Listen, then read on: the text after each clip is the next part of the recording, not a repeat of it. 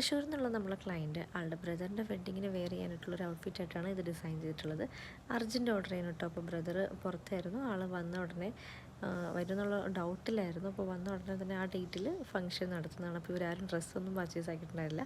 അപ്പോൾ അന്ന് മോർണിംഗ് ആൾ കൊറിയർ അയക്കുന്നതിന് മുന്നേ ആൾ പറയുകയാണ് ഒരു സാരിയും കൂടി സെറ്റ് ചെയ്ത് തരുമെന്ന്. അപ്പോൾ ഞാൻ എന്താ വേഗം ഒരു 9:30 ആയപ്പോഴത്തേക്കും ടൗണിലേക്ക് പോയി പരാഗിലേക്ക് പോവുകയാണ്. അപ്പോൾ അവരോട് പറഞ്ഞു പെട്ടെന്ന് തന്നെ കൺഫേം ആക്കിക്കോളൂ. ഇപ്പോൾ ചെന്നപ്പോൾ ആ ഷോപ്പ് തുറന്നിട്ടില്ല.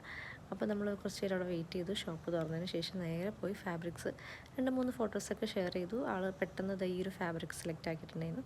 2500 റേഞ്ചിൽ നമ്മൾ ചെയ്തിട്ടുള്ളൊരു സാരിയാണ് കേട്ടോ.